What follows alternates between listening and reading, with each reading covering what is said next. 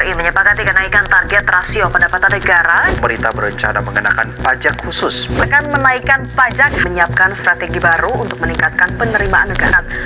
Lonjakan tarif pajak semakin mendekat kehidupan masyarakat, khususnya kalangan menengah ke bawah yang sudah rapuh secara ekonomi.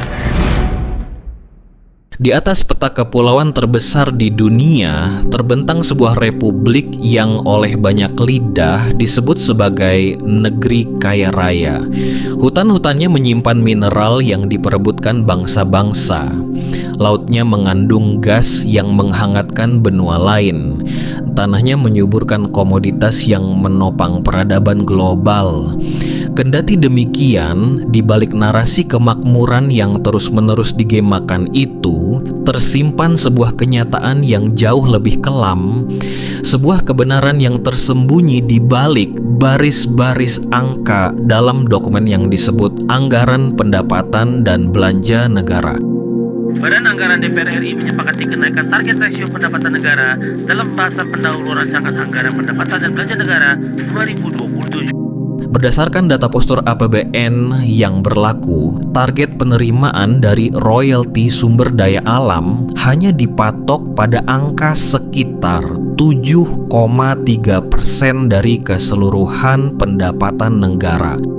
Angka yang mengerdil. Angka yang berbisik sebuah pengakuan pahit bahwa kekayaan bumi pertiwi ini dalam kenyataannya tidak cukup untuk menghidupi republik yang berdiri di atasnya.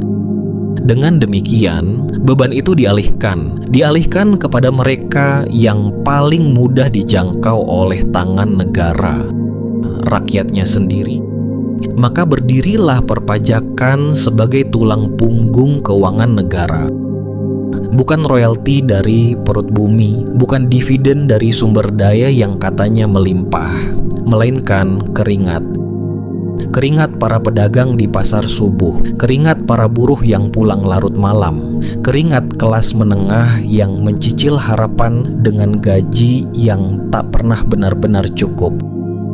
Negara ini pada hakikatnya dihidupi oleh rakyatnya sendiri tatkala pajak pertambahan nilai dinaikkan hingga menyentuh angka 12%, sebuah gelombang tak kasat mata pun bergerak. Ia tidak memilih korban berdasarkan kekayaan. Ia tidak membedakan antara yang berpunya dan yang berkekurangan. Pajak tidak langsung bekerja dengan kebutuhan yang sempurna, mencekik kelas menengah dan masyarakat miskin dengan presisi yang sama. Laporan dari berbagai lembaga ekonomi menunjukkan bahwa kenaikan PPN secara langsung mendorong peningkatan biaya logistik dan distribusi rantai pasok yang pada akhirnya bermuara pada harga kebutuhan pokok yang semakin jauh dari jangkauan.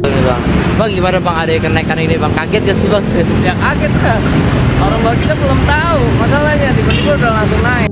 Sementara itu, di lapisan yang lebih dalam, penderitaan itu berlapis-lapis. Para pelaku usaha mikro, kecil, dan menengah, mereka yang membangun imperium kecil mereka dengan tangan kosong, tanpa suntikan modal negara, tanpa jaminan dari birokrasi, tiba-tiba dihadapkan pada tagihan pajak tatkala usaha mereka mulai menunjukkan tanda-tanda kehidupan, seolah-olah pertumbuhan adalah sebuah dosa yang harus ditebus. Di sisi lain, jutaan pengendara sepeda motor yang menjadi tulang punggung mobilitas bangsa ini harus berhadapan setiap tahunnya dengan labirin perpajakan kendaraan yang kompleks, berulang, dan berlapis, sebuah ritual tahunan yang menguras waktu dan dana sekaligus.